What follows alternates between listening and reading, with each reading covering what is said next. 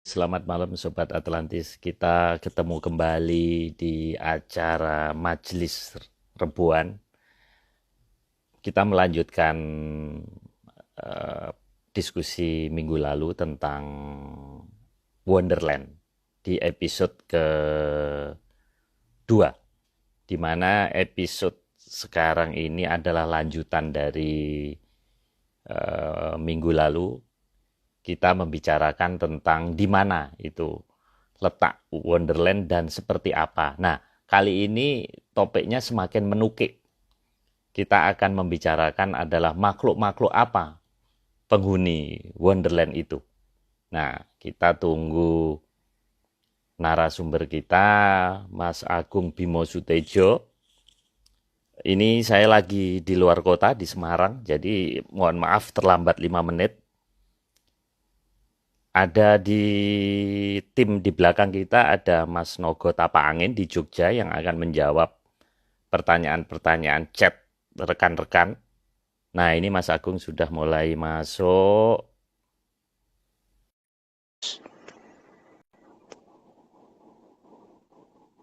Nah, eh, kali ini slide cukup banyak, sekitar ada 21 slide malam ini. Halo Mas Agung.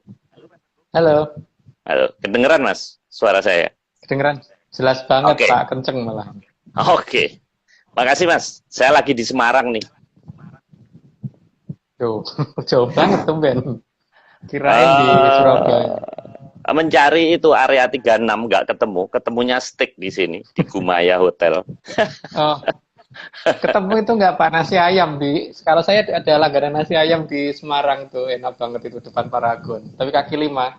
Oh gitu, wah boleh Iya, tuh, tapi buka boleh. cuma antara jam 5 sampai jam 7 karena laris banget sampai Oh, kalau jam 7 ke atas udah pasti habis Pak, jam sini udah nggak ada.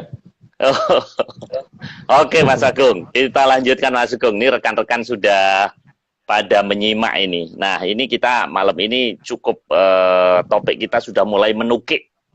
Kalau sambutan dari teman-teman cukup meriah, bahkan ini ada satu komunitas yang mengontak saya untuk meminta Mas Agung untuk menjadi pembicara Zoom. Jadi setelah lihat IG-nya Mas Agung ini, mereka itu terpesona. Jadi komunitas ini lucu. Ini komunitas serius, maksudnya orang kantoran. Nah ini minggu malam nanti Zoom jam 19.30.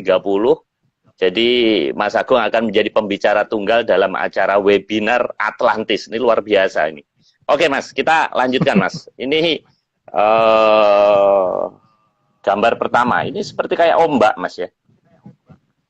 Ya, kayak ombak.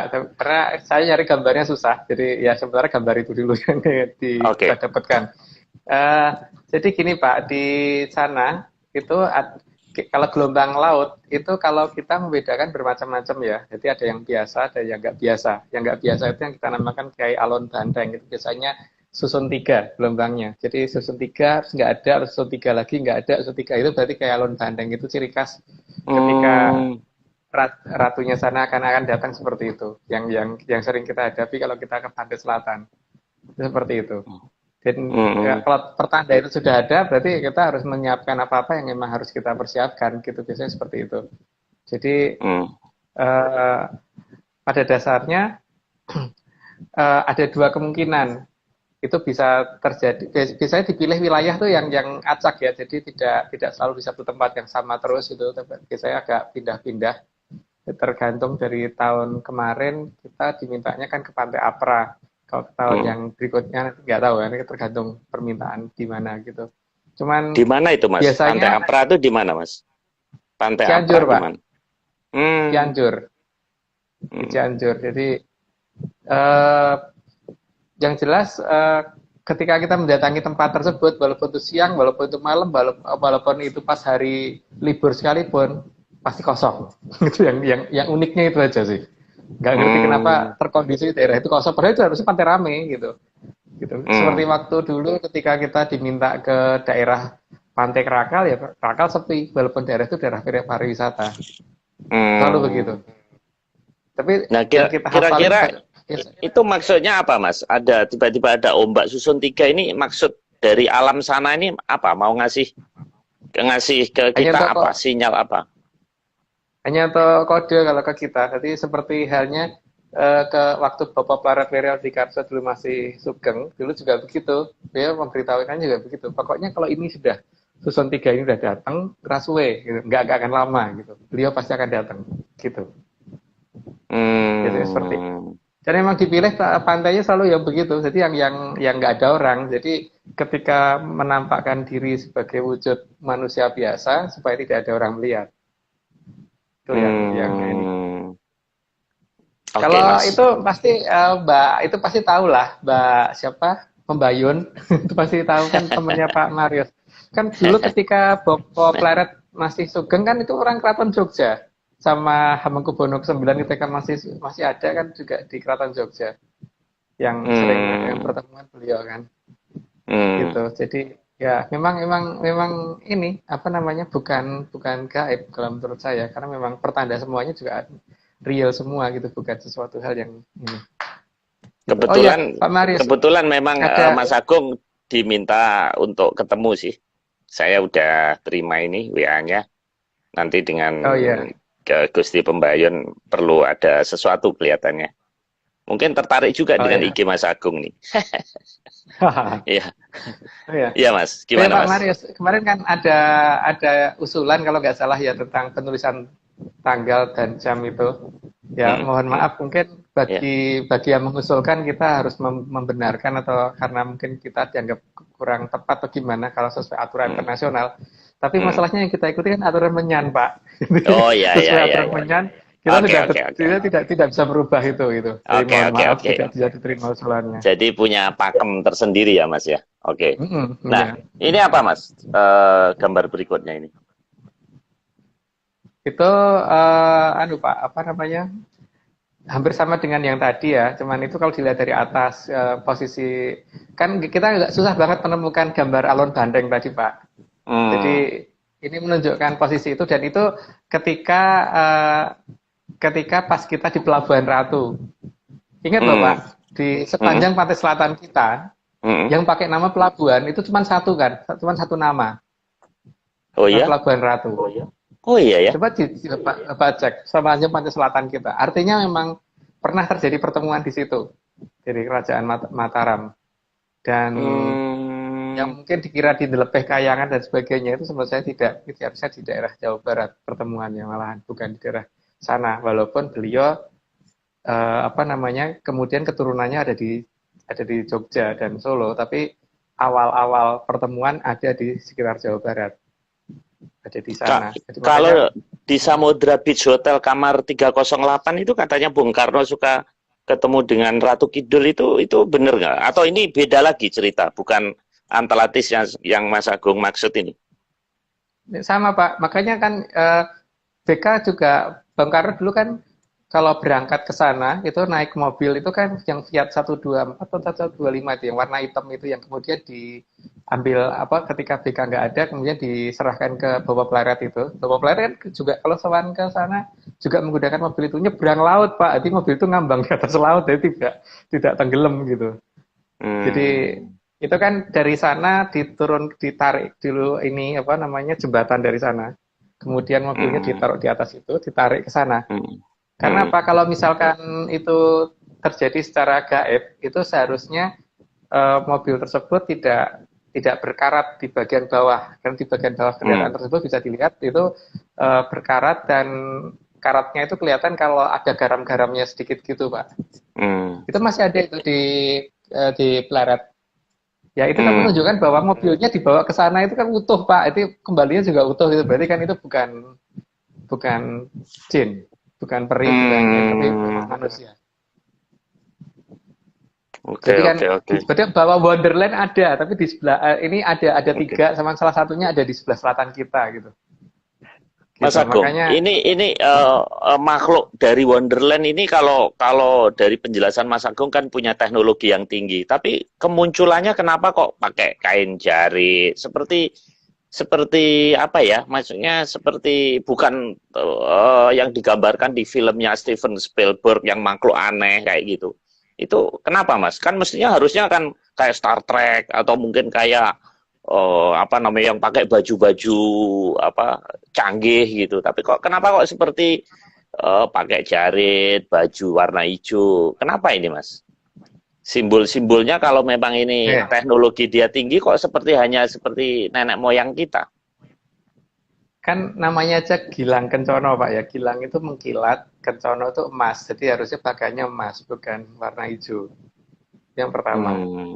Terus yang dari situ kan udah jelas ada pakaian yang serba mengkilat Pak. Jadi penggambaran yang selama ini yang dijelaskan ke orang itu beda dengan yang saya terima dan Bapak Plaret terima langsung. Karena saya kan yang belum pernah memberi petunjuk ke saya bagaimana berhubungan dengan sana, itu kan Bapak Plaret Triyotikarso, dan tidak pernah menjelaskan seperti yang diceritakan oleh orang banyak. Dan makanya ada nama Gilang Kencono jelas banget kan Pak. Gilang itu mengkilat, Kencono itu emas. Jadi kalau berpakaian serba mengkilat itu kira-kira pakaiannya pakai jari atau tidak Pak? Pakaiannya serba gemerlap. Bapak Plaret ini sudah meninggal atau masih hidup Mas?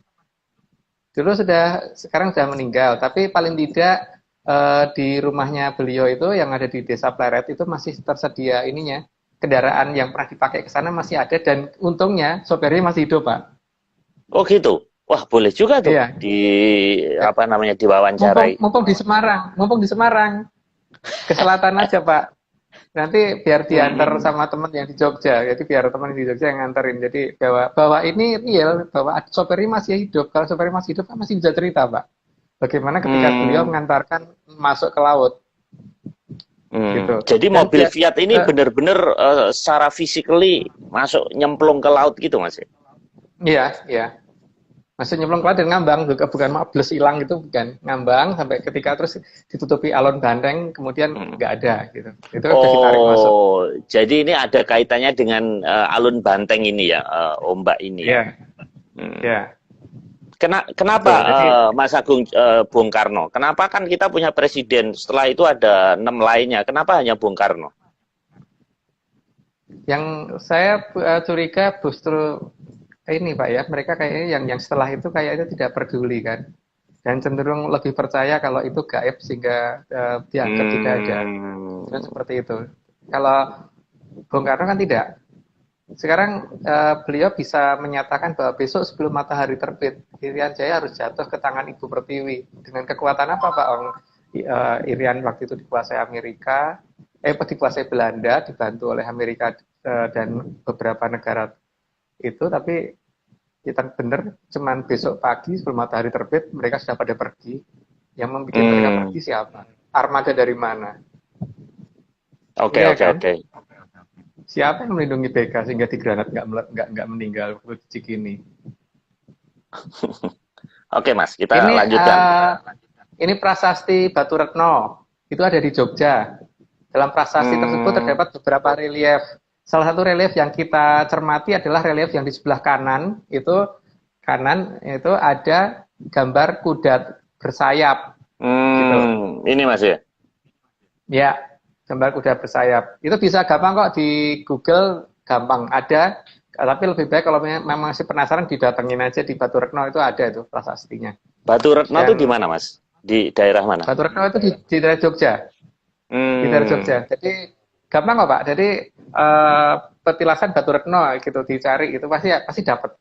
Di Google pasti ada. Atau Watu Gilang Batu Retno gitu. Nanti pasti ketemu. Nah, di sini keberadaan kuda bersayap itu kayaknya spesies yang tidak ada di peradaban kita kan Pak. Dan adanya hanya di cerita-cerita mitologi dan mitos, dan kayaknya lagi itu diklaim oleh pihak Yunani atau malah mungkin orang-orang Eropa sana yang ngeklaim keberadaan kuda terbang gitu. Tapi masalah legenda kuda terbang itu ternyata di negara kita ada banget gitu, dan ada bukti berupa prasasti Pak, tidak yang diceritakan di situ tadi kan, ada prasasti Batu Retno yang menggambarkan keberadaan kuda terbang. Dan kalau Nabi Muhammad waktu Isra Mi'raj katanya naik buruk Mas, itu beda. Nah itu saya tidak tahu karena saya bukan ahli agama Pak.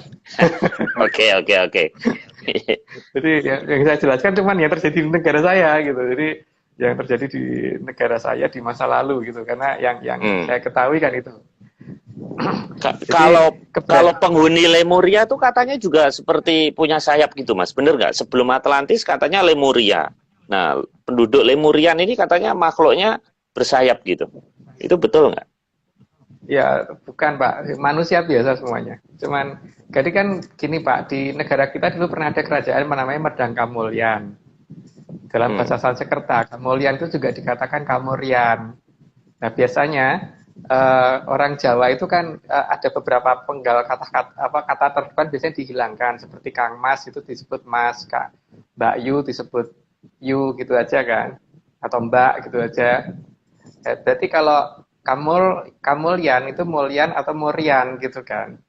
Sementara anak-anak itu atau bocah-bocah gitu, ya kan kita kadang-kadang menyebutkan itu loh anak-anak Jakarta gitu, itu loh bocah-bocah Jakarta gitu. Bocah itu kan tole disingkat le kan, berarti Le Murian. Itu berarti anak-anak dari daerah dari kerajaan Medang Kamulyan atau Medang Kamulyan. Itu ada di utara memang, tapi kita tidak membahas itu karena itu yang kita bahas kan yang itu periodisasinya setelah Nabi Adam atau sebelum Nabi Adam, Mas? Kalau dibandingkan dengan Nabi saya kurang jelas Pak, tapi itu dari zaman Kolor Waboro. Jadi zaman itu kan dibagi atas 3 zaman kali. Satu zaman kali dibagi atas 7 zaman kolo. Nah, dia Medang Kamulyan itu ada di zaman kali pertama, di zaman itu ada di Kolor Waboro. Jadi kalau kerajaan yang Dahanapura yang nanti putrinya menjadi raja di Atlantis itu ada di zaman kerajaan Kolodworo, itu di zaman kali yang kedua gitu. Jadi pokoknya satu zaman kali itu ada 7 zaman kolo. Satu zaman kolo ada 3 mongso kolo. Satu mongso kolo 100 tahun matahari. Waduh. Mas, stop Mas. Ini nanti kita bikin sesi itu. Ini nggak selesai nih. Ini 20 slide banyak banget. Ini sudah 18 menit. Ini nggak selesai. Ini apa Mas? Kok ada kayak apa ini? Seperti apa danau? Oh, itu danau Pak. Itu waduk Malahayu. Oh ya, apa ini? Waduk Malahayu ini apa? Malahayu itu ada di selatan Tegal, dekat selatan Tegal itu Brebes ya. Itu saya pernah ke sana sih. Jadi legenda di sana itu sering kelihatan bahwa kuda terbang warna putih itu sering muncul di wilayah itu. Terbang di atas itu tahu-tahu dilihat penduduk. Cuman memang belum ada yang berhasil memfoto ya, karena itu dulu sering muncul ketika pas masih zaman HP Nokia yang lama itu loh Pak.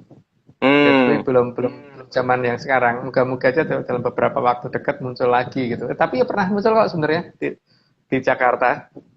Oh. Itu waktu pas Pilpres kemarin kan sempat muncul di atas KPU, malah itu lari di atas KPU. Itu yang sering muncul di gitu? Waduk Malahayu. Iya. Ada itu videonya Pak di YouTube banyak. Ada. Jadi kuda terbang yang muncul di atas KPU Jakarta pas Pilpres kemarin. Kayak kalau saya waktu kecil kuda terbang itu ini Mas, merek Mercon Mas. Dulu Mercon ada namanya kuda terbang. Ya. Ya, tapi ini kan membuktikan bahwa prasasti Baterno itu bukan omong kosong gitu, karena kan ternyata minimal ada 2 bukti yang sudah jelas, itu ada di Waduk Malahayu, dan yang paling baru-baru aja ini keluar kan kelihatan ada di atas KPU, nggak tanggung-tanggung kan di atas KPU. Gitu. Jadi Mas, itu cerita yang tidak mengada-ada. Prasasti Batu Retno itu dibuat tahun berapa?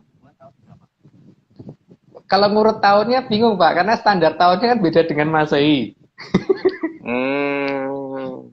Bukan tahun Masehi Pak. Jadi mungkin nanti pas perhitungan urutan zaman itu nanti kita cari konversinya. Menurut Mas Agung, arkeolog kita ada nggak yang meneliti Batu Retno itu? Ada nggak sejauh ini?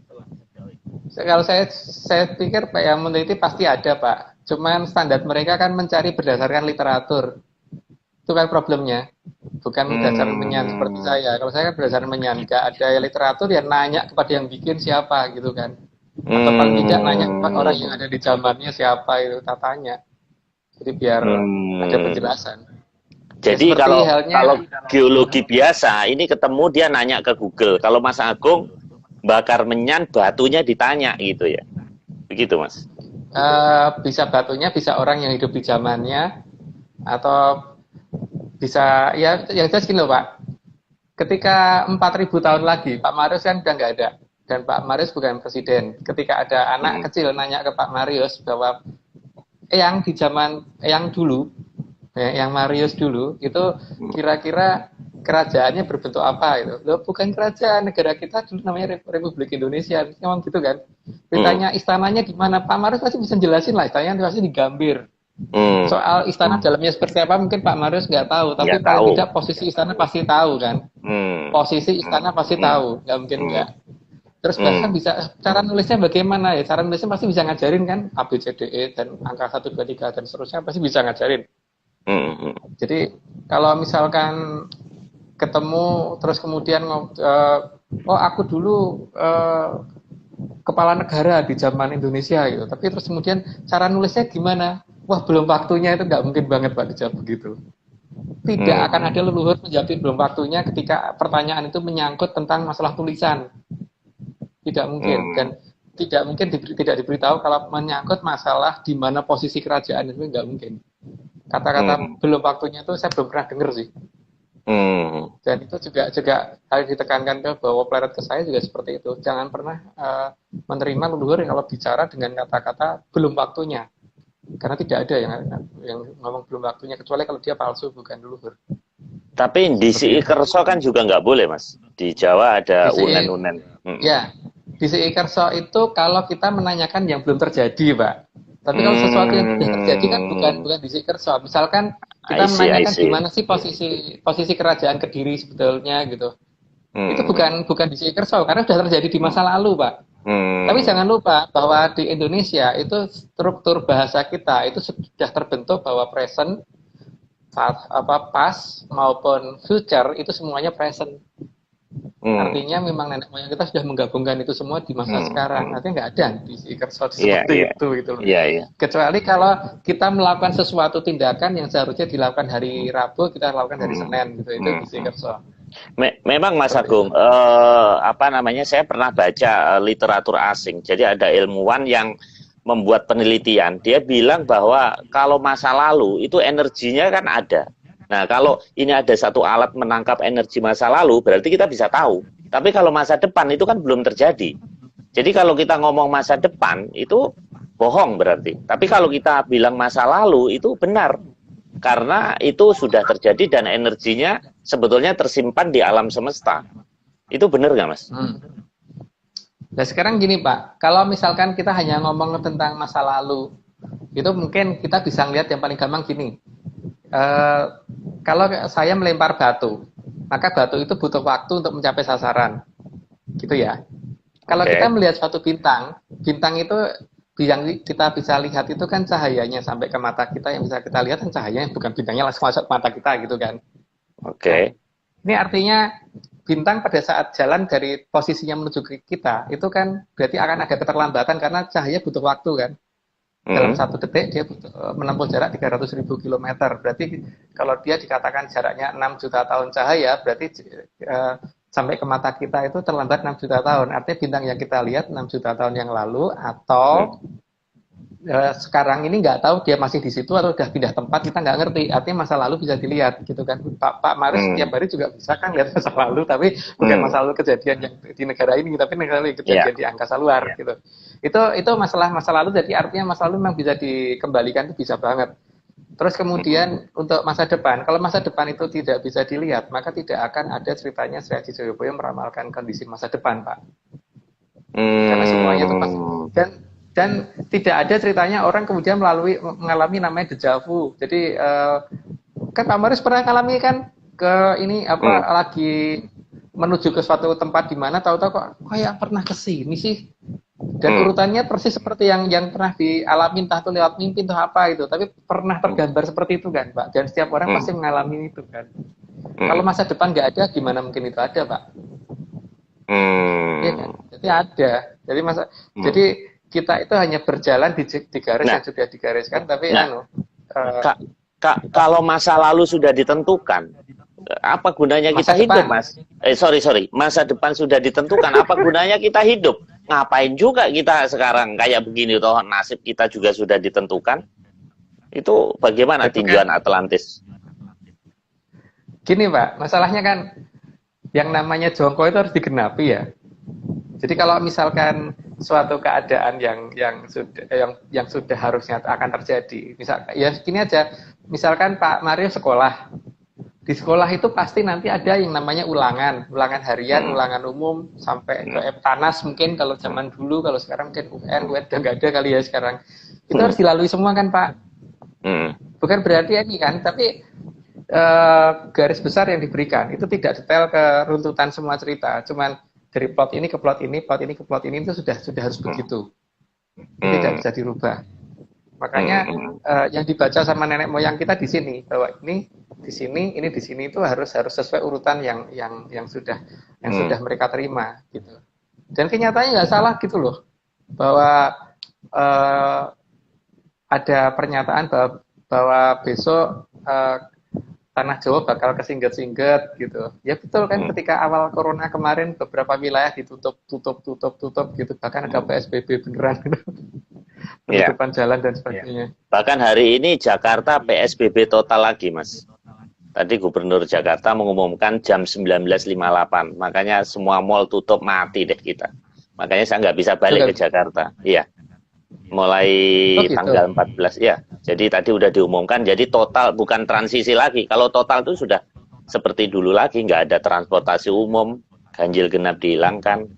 Ya sudah, kita kembali terus Mas. Ini ada apa ini di Brebes ya Mas ya? Kayak Gunung Tukung ya. Apa ini Mas?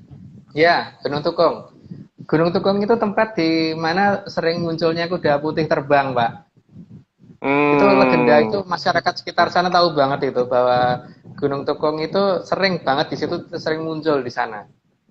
Jadi ini kan melengkapi cerita tentang keberadaan kuda terbang tadi dari dari prasasti Batu Retno tadi, karena kan ini hoax gitu. Banyak orang ngomong gitu kan. Kalau kita berpikir bahwa kalau leluhur sudah menggambarkan sesuatu itu pasti ada buktinya, tinggal kita harus mau nyari apa tidak gitu kan. Nah ternyata kan yang kita temukan yang di situ memang baru legenda, tapi paling tidak yang di atas KPU kan ada di YouTube Pak. Banyak orang yang mau video, tidak cuma 1-2 orang gitu, benar-benar seperti kuda lari gitu di atas KPU. Oke. Kalau ini Mas, ini seperti tari-tarian. Ya, tari-tarian di daerah Indramayu kalau nggak salah itu disebut dengan tarian burok. Tapi bukan burok yang seperti Pak Mario ceritakan tadi. Di situ dalam tarian itu digambarkan seperti kuda sebenarnya kuda terbang. Jadi pakai ada sayap, dari kepalanya kepala manusia gitu, tapi bentuk kaki dan ininya, ekornya dan sebagainya mirip kuda. Itu menjelaskan bahwa di Indramayu pernah ada kuda terbang, itu pernah ada dan pernah dilihat masyarakat banyak. Dan mereka mungkin kehilangan ketika Atlantis menutup wilayahnya sehingga tidak bisa kita datengin. Maka masyarakat di sana yang pernah melihat itu semua kemudian mengabadikan menjadi suatu legenda seperti itu, menjadi tari-tarian rakyat yang sekarang masih ada gitu loh. Mas, tadi dibilang Atlantis menutup wilayahnya, itu maksudnya apa Mas? Kenapa dia menutup dari kita? Kan kita terjebak dengan perjanjian 500 tahun Pak. Perjanjian ini bukan dengan Atlantis, tapi kita dengan sesuatu yang tidak bisa saya sebutkan di sini. Cuman karena perjanjian tersebut itu harusnya 500 tahun baru ini semua dibuka. Tapi kan Atlantis itu sudah berusaha untuk paling tidak sampai 500 tahun sudah dimulai lagi gitu loh. Jadi Atlantis memang punya kewajiban untuk membantu kita, tapi karena kita ada suatu kesalahan di masa lalu, ya itu harus diselesaikan dulu. Tapi paling tidak sana sudah membantu untuk tidak sampai 500 tahun gitu kan. Sehingga sampai dengan hari ini kita belum sampai 500 tahun juga sudah merdeka, paling tidak seperti itu. Oke, wah ini nanti kita bahas di sesi lain Mas ini, biar fokus dulu ke sini. Ini kuda putih Mas. Ya, ini kuda terbang. Ya, seperti inilah kuda yang biasanya yang digunakan oleh sana ya, digunakan oleh Kidul yang dulu pernah diberikan ke Panembahan Senopati. Kan dulu cukup Pak, saya kira cukup. Jadi ada legenda di Kerajaan Mataram, itu kan Panembahan Senopati dulu diberi kuda putih namanya Seto Kumorotu Ronggojati. Itu kuda bersayap, bukan kuda biasa. Harusnya begitu. Nah, masalahnya kan kata-kata sayap ini entah hilang dari mana, tapi kan yang jelas itu seperti itu, karena seorang ratu kalau memberikan itu pasti bukan sesuatu hal yang umum, bukan sesuatu hal yang banyak dimiliki orang. Jadi benar-benar sesuatu yang sangat-sangat langka dan tidak ada di sini. Tuh. Kenapa kendaraannya kok kuda, Mas? Kenapa nggak kayak piring terbang, kayak pesawat luar angkasa? Kan mereka teknologinya tinggi. Kenapa kok justru kembali ke alami itu? Kenapa ya? Ada Pak, tapi yang diminta Panembahan Senopati kan itu, bukan yang diberikan oleh sana. Waktu ketika ditanya butuh apa, kan jawaban beliau seperti itu, menginginkan kuda. Jadi diberi kuda yang bisa terbang. Bukan karena ini. Kalau itu kan pernah saya ceritakan bagaimana kita mencurigai keberadaan armada mereka seperti yang sudah pernah saya ceritakan waktu itu mendung dan sebagainya dengan analisis mendung. Mas Agung, satu pertanyaan. Kalau leluhur kita dulu bisa berkomunikasi dengan Wonderland, dengan Atlantis, kenapa kita yang katanya lebih modern sekarang, kenapa nggak bisa berkomunikasi? Kan sama, harusnya bisa dong. Ya harusnya bisa. Tapi masalahnya kan kitanya yang nganggap mereka nggak ada. Biasanya itu kan, ketika kita menganggap mereka ada ya bisa. Kamu ini masalahnya nganggap nggak ada. Yang nganggap ada kan cuma beberapa orang, termasuk saya. Ya saya coba. Ya tapi malah bagus Pak. Jadi biar yang berhubungan dengan saya saja. Gitu. Malah bagus kalau orang nggak percaya itu malah bagus. Iya. Yang lainnya biar dengerin di IG live aja yang. Iya. Tapi makanya kenapa selalu oke Mas, ini kita teruskan. Ini sudah waktu udah 35 menit ini. Ini tapak ini, apa ini tapak? Ya, tapak kuda. Tapak di kuda ya. Daerah Ngelageran kalau nggak salah. Ngelageran itu ada di Jogja. Jadi ada bekas tapak kudanya di daerah Ngelageran. Di situ menunjukkan bahwa memang benar, berarti cerita prasasti Baturna itu bukan prasasti yang hanya menjelaskan mitologi saja, tapi itu menjelaskan suatu kenyataan. Jadi itu benar-benar suatu kenyataan. Kalau tadi kan ada misterinya di Gunung Tukung, ada misterinya di Waduk Malahayu, terus malah baru-baru ini terbang di atas KPU. Dan ini jejaknya kan salah satunya itu ada jejak tapak kakinya di atas Ngelageran gitu Pak. Ngelageran itu daerah mana Mas? Ngelageran. Jogja Pak. Jadi agak naik itu posisinya. Mungkin kalau di sana biar ditemenin sama temen ya di sana Pak. Itu sampai sekarang masih ada Mas? Bekasnya itu masih ada sampai sekarang? Masih. Oke. Ini apa Mas ini? Ini kayak apa, pemandian? Bukan, itu posisi Ngelagerannya itu. Posisi tempatnya itu seperti itu kalau dari kejauhan. Kalau tadi kan foto jarak dekatnya. Kalau dari jarak jauh kan nggak kelihatan tapak kakinya Pak. Cuman kalau orang pengen melihat ke sana, ini loh bentuknya dari kejauhan seperti ini. Jadi kalau mendatangi lokasi tempat tapak kuda itu ya nanti akan ketemu lokasi seperti ini gitu loh. Gitu. Oke. Oke Mas, kita terusin. Ini gamelan Mas. Ini kelihatannya lain lagi nih topiknya. Ya, makhluk mitologi yang diceritakan seolah-olah cuma mitos doang. Itu kan tidak semuanya cuma mitos ya. Jadi kalau tadi kan yang pertama yang kita sebut kan masalah kuda. Kuda terbang. Ini juga ada naga. Dan naga ini digambarkan di banyak tempat. Ada di atas gamelan, ada di dekat gapura, ada di tempat untuk pelangkan pusoko. Pelangkan itu tempat untuk naruh keris, tempat naruh tombak dan sebagainya itu. Tempat untuk naruh payung keprabuan dan sebagainya. Itu pasti ada pelangkan yang ininya dihiasi dengan naga. Itu bukan hanya mitologi, karena kalau untuk di sana itu biasanya dikenal dengan nama olor. Olor itu eh, sejenis ular besar yang biasa dipakai untuk menjemput orang yang akan berangkat ke keraton sana. Kalau itu atas perintah dari yang punya tempat ya, atas perintah dari Kanjeng Ratu. Tapi itu kan apa namanya?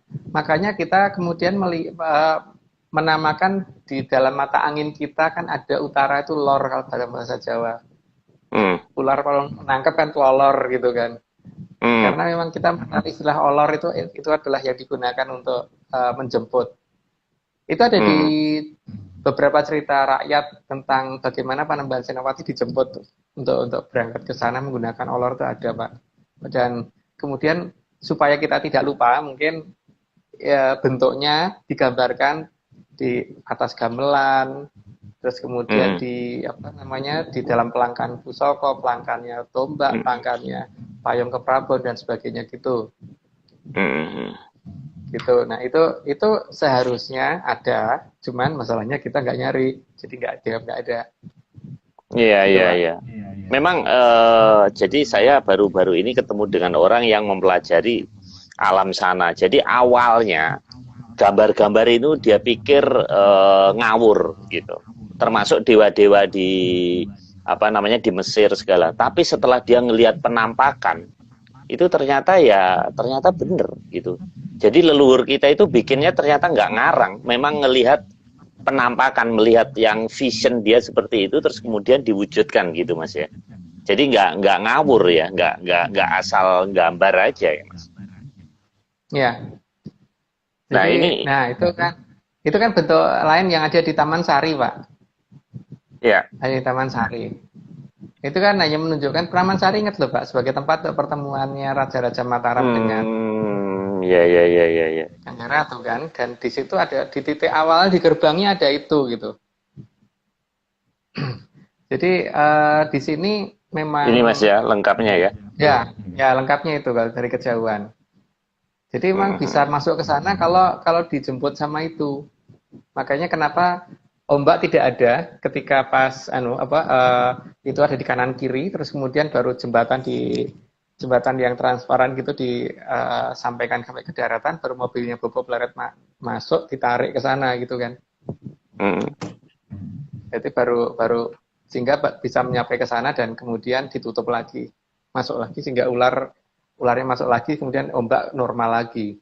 Sampai ketika sudah selesai seperti itu lagi prosesnya. Jadi ini bukan masalah hanya percaya nggak percaya juga nggak apa-apa. Yang jelas sopir populer masih hidup gitu aja kan. Dan jadi ombak dengan ular ini ada kaitannya Mas? Ya, itu karena yang membatasi kanan kiri supaya ombak yang di sini nggak ganggu kan Pak.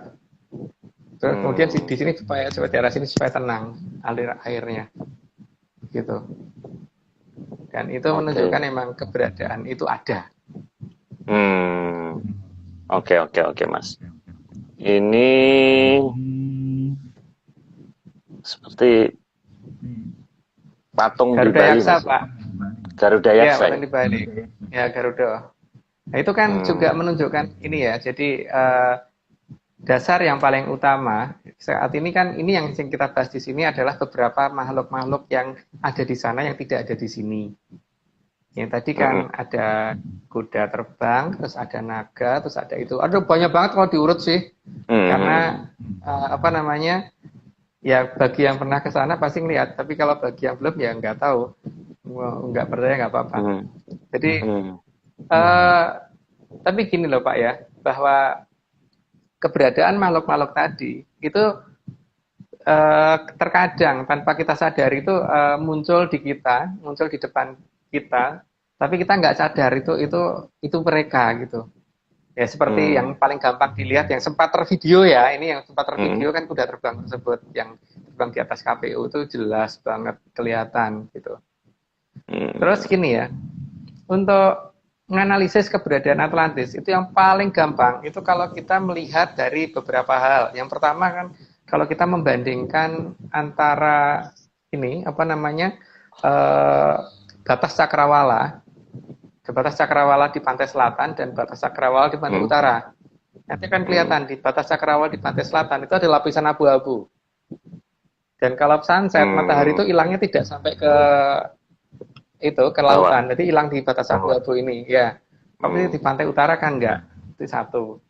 Yang kedua, itu kita bisa melihat dari gejala geologi yang terbentuk. Jadi yang pernah saya jelaskan waktu itu, kalau kita mempunyai ember berisi batu, tanah, dan air dibandingkan ember yang berisi air doang, itu pasti akan yang isi tanah, batu, dan air lebih berat daripada yang isi air doang.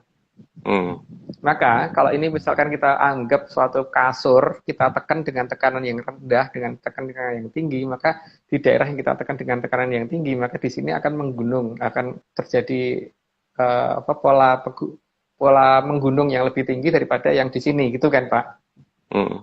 Maka kalau kita bandingkan antara selatan Australia, selatan Bali dan selatan Jawa, di selatan Bali itu ada Australia, di selatan Jawa itu ada Samudra Hindia, berarti kan seharusnya tekanan Australia ke bawah itu lebih besar daripada Samudra Hindia, Pak. Karena ini cuma air doang, ini air plus benua, gitu kan. Maka seharusnya kan pegunungan di Bali lebih tinggi daripada pegunungan di Jawa. Tapi yang terjadi kebalik kan, Pak. Satu. Yang kedua, kalau kita melihat dasar lautan, seharusnya dasar lautan di Bali lebih dangkal daripada di Jawa. Karena naiknya lebih tinggi kan seharusnya. Tapi yang terjadi kebalik, di Bali lebih dalam daripada di Jawa. Efek dari itu, sehingga pergerakan tanah juga seharusnya di Bali lebih banyak terjadi efek gerakan tektonik daripada di Jawa. Tapi kenyataan terbalik, di Bali jarang gerakan tektoniknya tidak sebanyak di Jawa. Begitu juga masalah vulkaniknya. Walaupun akhir-akhir ini Gunung Agung pernah meletus, tapi paling tidak jumlah frekuensi letusan di Bali dan di Jawa itu lebih sering di Jawa daripada di Bali. Itu menunjukkan ada sesuatu yang bermassa sangat besar di selatan Jawa, Pak. Bukan di bermassa sangat besar, dan maka kita memberi namanya selat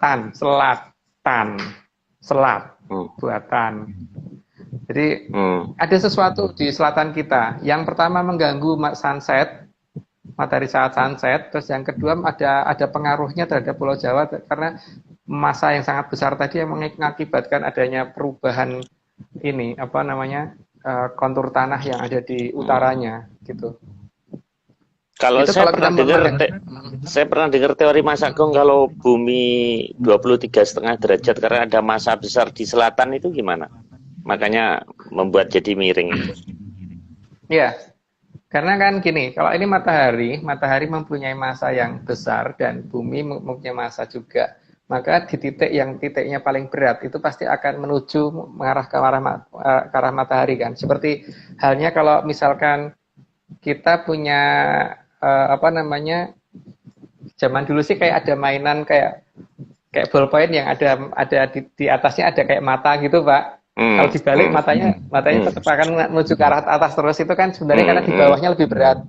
Artinya massa yang lebih berat itu akan menuju ke pusat gravitasi terdekat kan. Maka ketika ada massa sangat berat yang ada di selatan Jawa kita, maka itu akan membuat sumbu bumi bergeser gitu. Sehingga dan itu terjadi juga kan, kemiringan itu makin lama juga makin tinggi kok. Tidak ini karena di sana kan juga ada pembangunan yang terus-menerus tidak berhenti, sehingga massa yang terbentuk di sana makin besar.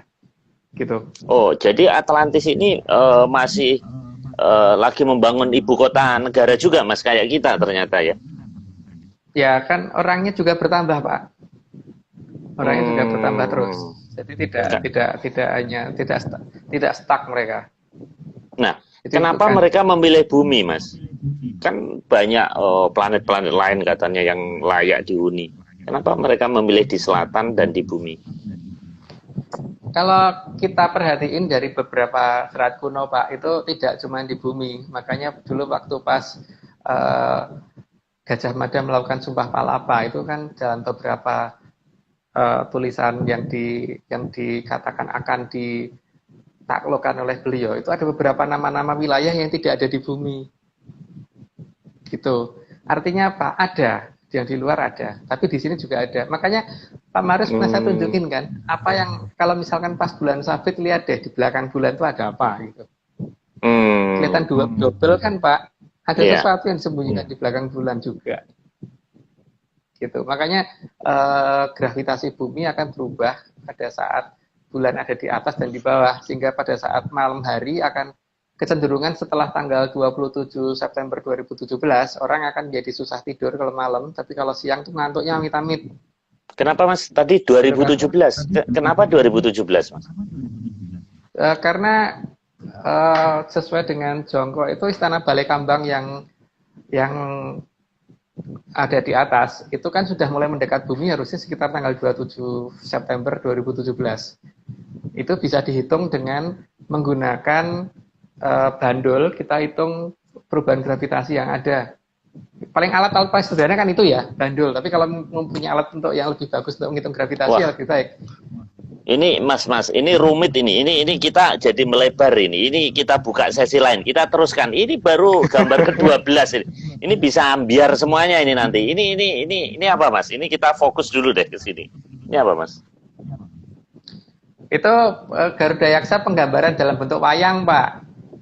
Jadi kalau kita itu kan, kalau ketika penggambaran sudah ada dalam bentuk wayang, dalam bentuk patung, dan dalam bentuk patung itu diabadikan oleh masyarakat suatu wilayah, itu berarti itu pasti benda real. Gitu. Sesuatu yang real, sesuatu yang benar-benar ada, dan sesuatu yang benar-benar hidup.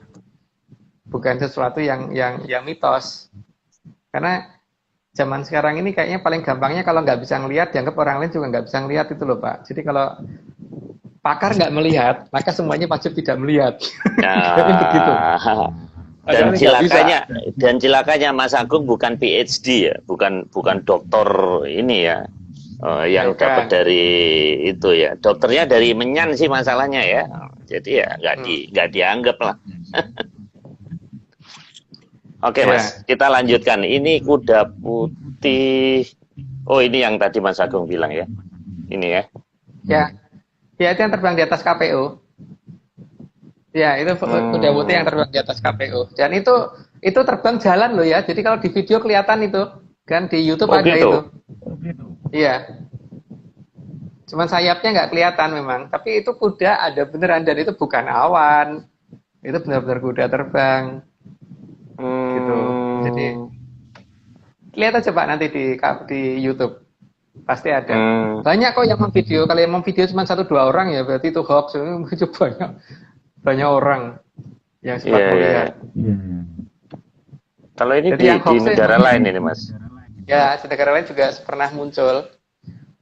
Artinya kan saat ini nih ketika pakar tidak bisa menjelaskan, terus tidak dibahas gitu. Seperti masalah bis pahala kencana yang tiba-tiba tersesat di gerobokan itu. Apa dibahas? Enggak kan?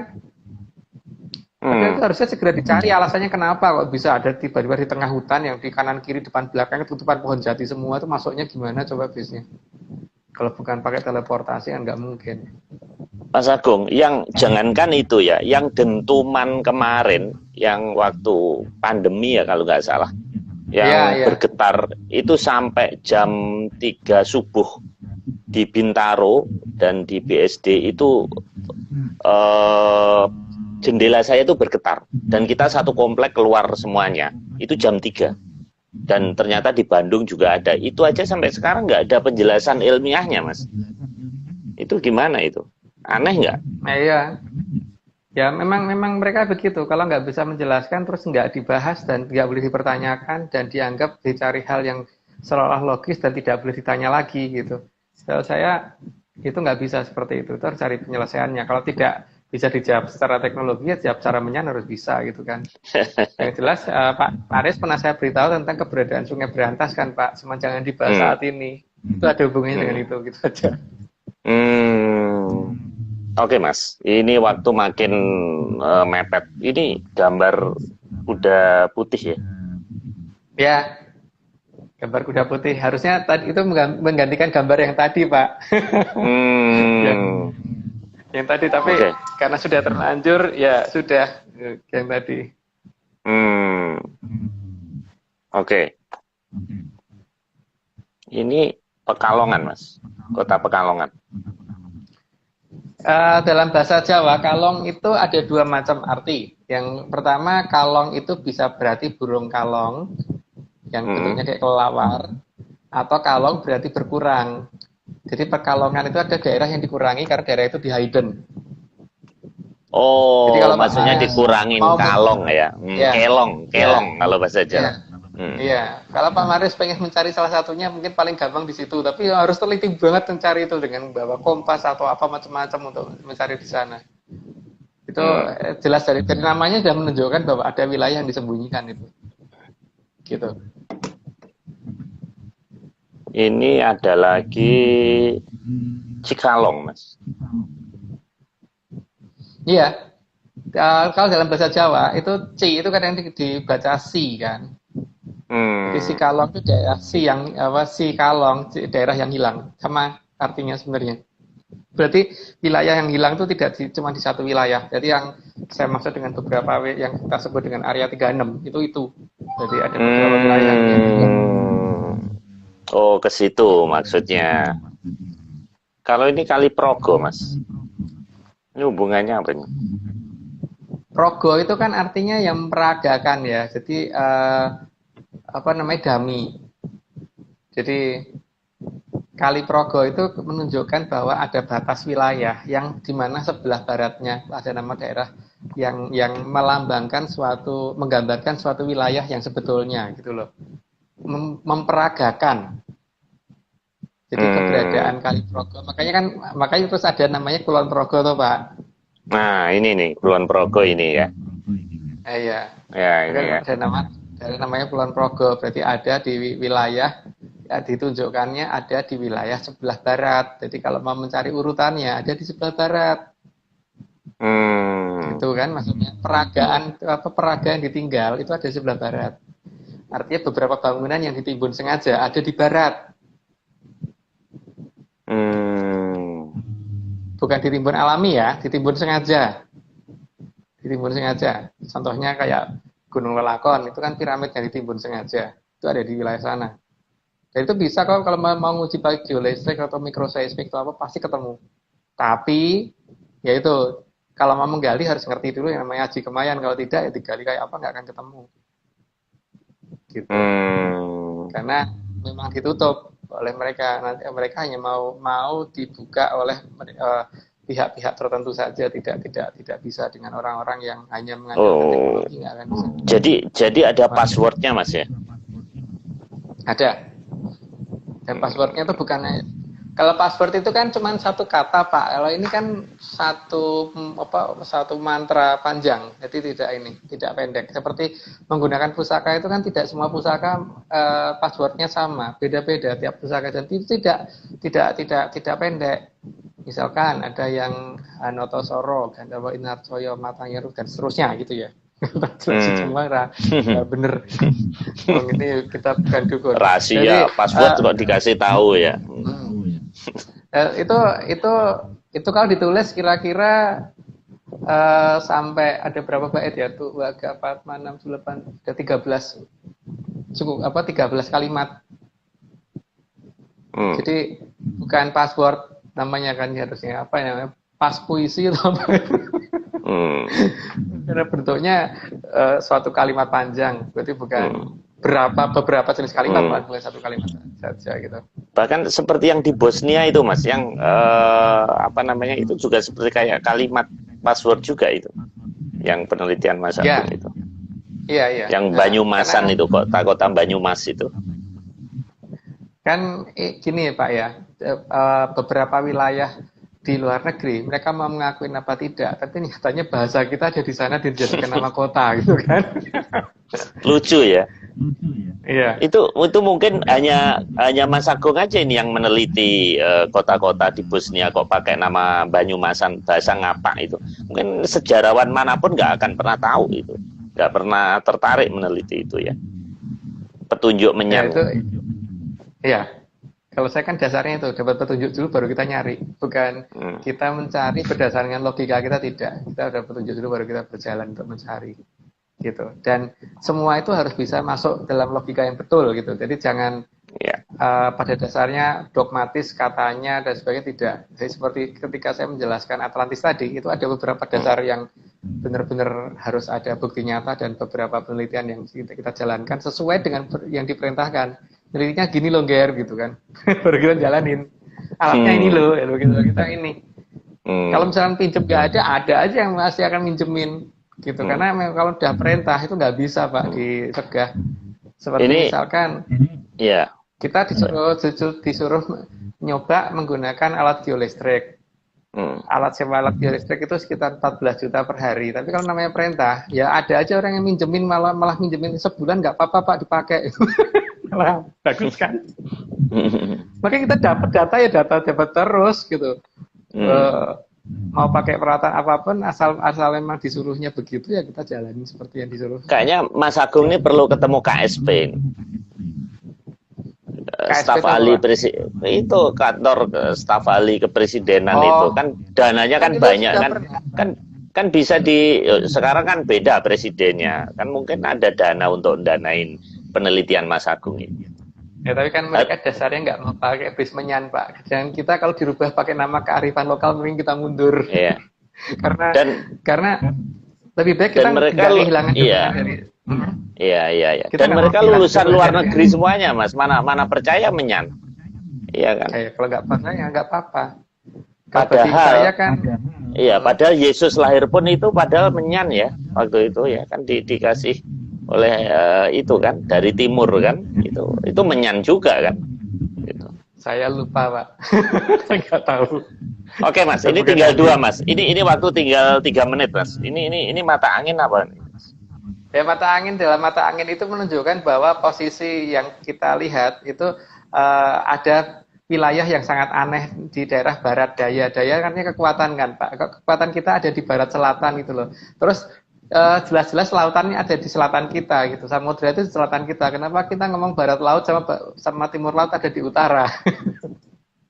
Berarti kan di selatan itu bukan laut harusnya kan. Cuman kelihatan kayak laut gitu kan.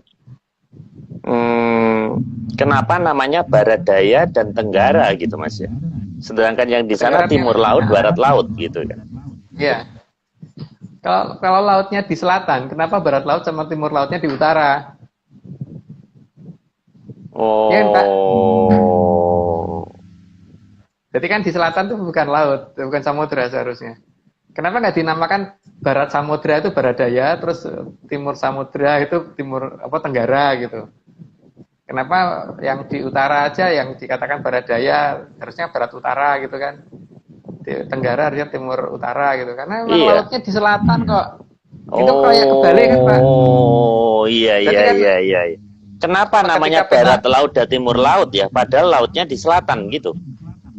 Iya. Berarti kan ketika orang yang dulu menerjemahkan dalam bentuk peta seperti itu, mata angin seperti itu, mereka masih melihat di selatan ada benua, gitu kan? Jadi mereka tidak menganggap di selatan itu samudra, tapi itu selat. Makanya Mas, kalau di bahasa Inggris kan nggak begini Mas, kan south east gitu kan, south west, north east, north west kan gitu kan. Yang Indonesia ini memang aneh ini. Memang tidak seperti bahasa Inggris ya. Kalau bahasa Inggris kan memang tidak mengenal Atlantis ya. Iya. Nah itu apa maknanya ini Mas? Nah itu kan masalah area 36. Jadi penyembunyian mereka itu dengan cara yang seperti saya ceritakan di waktu dulu itu yang masalah area 36, di mana area 36 kan banyak wilayah termasuk yang ada di Pulau Jawa sendiri gitu. Jadi sebenarnya bisa kelihatan Pak. Jadi dari ketinggian misalkan yang pernah kita lihat dari atas itu kan kadang-kadang kelihatan ada bangunan yang nggak bisa kita lihat di darat, di bawah. Tapi kalau dari ketinggian itu kelihatan. Bahkan di kota Jakarta loh, bukan di luar kota Jakarta. Terus kalau kita melihat dari KM berapa itu ya? Itu saya lupa, KM 7 kalau nggak salah. Itu kalau kita melihat ke arah utara itu kelihatan Menara Saidah sendirian. Padahal di sekitar Menara Saidah kan banyak bangunan lain toh Pak. Kenapa dari Jawa kok kan kelihatan sendirian gitu? Itu yang miring itu ya, yang katanya bawahnya kuburan itu dulu. Ya, katanya bawahnya apa tuh nggak tahu. Tapi yang jelas kenapa itu bangunan cuma ada satu dari kejauhan, padahal di dekatnya harusnya ada banyak. Gitu. Mas Agung, ini tinggal 20 detik. Minggu depan topiknya apa, Mas? Minggu depan masih sekitar Wonderland lagi, Pak. Oke. Episode 3. Oke. Ya. Mas, ini harus saya akhiri dan mohon maaf rekan-rekan hanya 1 jam IG live. Tidak lebih dari itu. Jadi kita tutup karena kalau tidak nanti tidak bisa save. Oke, Mas Agung, saya ucapkan terima kasih. Sampai jumpa.